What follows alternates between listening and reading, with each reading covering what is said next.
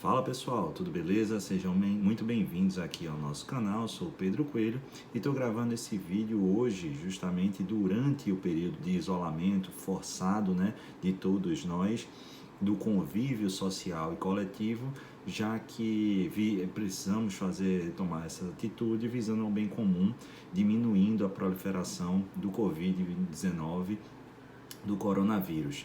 E é justamente sobre o coronavírus que eu quero falar no vídeo de hoje.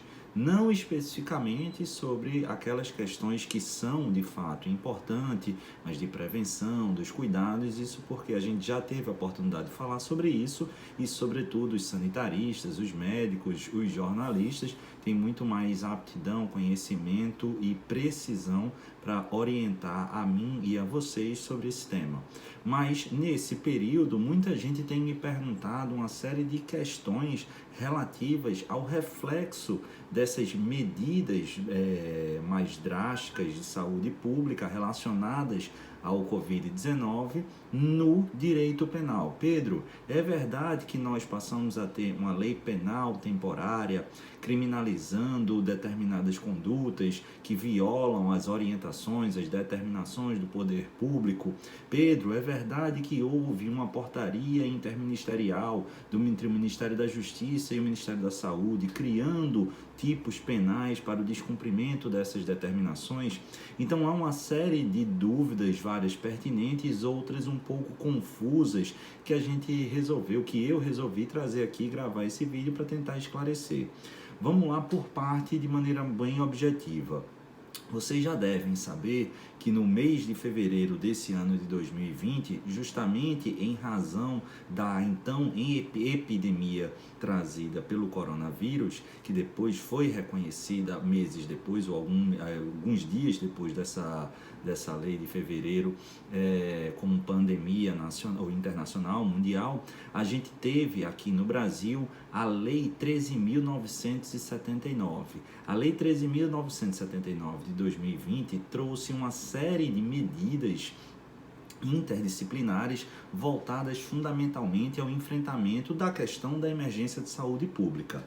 E aqui a gente tem uma série de medidas e várias dessas medidas foram previstas de serem regulamentadas por atos infralegais, atos normativos do Ministério da Saúde, do Poder Executivo, portarias, enfim, uma série de pontos a serem regulamentados. E por quê? Porque a lei trouxe uma diretriz comum, mas em razão da evolução do quadro social, do quadro sanitário, essas medidas precisam ser aperfeiçoadas e modificadas com uma celeridade que o processo legislativo comum não teria condição de atender. Por isso, a opção de construir uma base comum e repassar a regulamentação justamente para esses atos infralegais. E é nesse contexto que uma série de portarias do Ministério da Saúde, normativas do Ministério da Saúde, advieram. E dentre elas, regulamentando de certa forma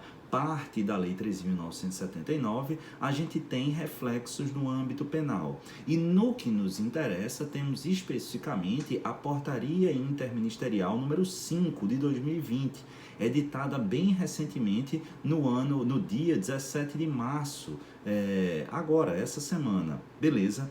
E, dentre outras coisas, essa portaria, ela traz o artigo 5º, em seu artigo 5º, a seguinte ideia. Lê comigo aqui.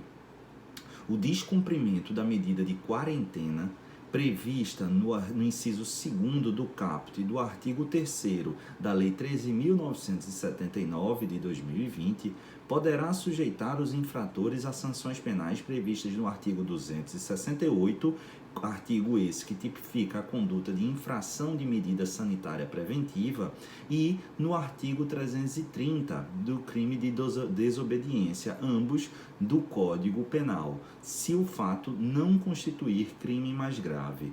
Beleza? É essa a previsão da Portaria Interministerial número 5 de 2020. E qual é a importância aqui, pessoal? Tem muita gente questionando a legalidade, a constitucionalidade, na verdade, desse dispositivo específico. Por quê? Porque estaria sugerindo que essa Portaria Interministerial teria criado sanções penais para o descumprimento da medida de quarentena. E isso não é verdade. Conforme fica muito claro do que eu acabei de ler, na verdade, o que essa portaria faz é deixar claro para a população que a quarentena eventualmente determinada pelo poder público, ela necessariamente precisa ser obedecida, ela precisa ser observada, ela precisa ser cumprida. E caso a gente ou você não cumpra essa determinação, você vai se sujeitar a uma série de possibilidades de ser responsabilizado no âmbito administrativo, no âmbito civil e também no âmbito penal. No âmbito penal, Pedro, e qual crime eu poderia cometer em descumprir essa determinação de quarentena? E a portaria indica, olha, muito provavelmente, se você assim atuar, você vai incorrer no crime do artigo 268, a infração de medida sanitária preventiva, ou no crime de desobediência do artigo 330. Isso é claro que você também pode cometer outros delitos a partir do seu comportamento. Esses crimes seriam mais graves. Você não está exclusivamente sujeito aos dois crimes por mim mencionado. Você pode cometer outros delitos, beleza? Agora, uma observação. Muito dificilmente a gente vai conseguir enxergar na prática o cometimento de um crime de desobediência. Por quê? Porque eu particularmente eu não consigo enxergar na prática um crime de desobediência que não descambe necessariamente para o crime do artigo 268. E se eu incorro no artigo 268, ele naturalmente engloba o crime do 330. Você não vai responder aqui por concurso de delitos, beleza? Então, qual é o crime mais provável daquele que descumpre uma medida de quarentena? Na minha ótica, o crime do artigo 268. Vale anotar que esse crime do 268, ele é pouquíssimo cobrado em prova de concurso público. E por que eu estou destacando isso? Porque, sem a menor dúvida, após essa confusão, após essa crise, após esse período nebuloso dos nossos tempos, certamente com a retomada das provas e dos concursos públicos, o seu examinador vai olhar com muito mais carinho e cuidado para esse crime do artigo 268 e, portanto, vale a pena a gente já destacar e estudá-lo um pouco mais. Bacana, beleza? Só para deixar muito claro, Pedro, não houve, então, a criação de novos crimes. Não, tá, pessoal? Portaria interministerial não o fez e tampouco poderia fazê-lo. Por quê?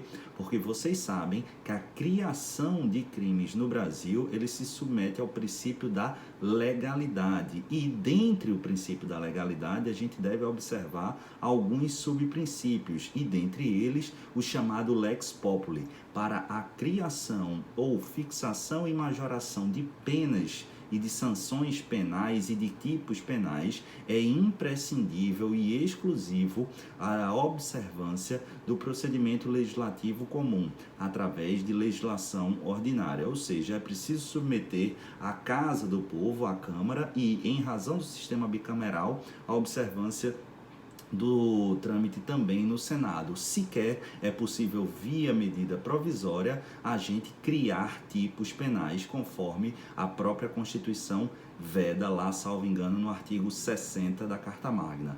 Beleza, pessoal? Contem comigo, fique esperto aqui porque estou trazendo vários vídeos no canal, cursos gratuitos também, sempre com o link à disposição, atuando lá no meu grupo do Telegram, cada vez mais disponibilizo material e também diariamente, constantemente, ainda mais constantemente lá no meu perfil do Instagram.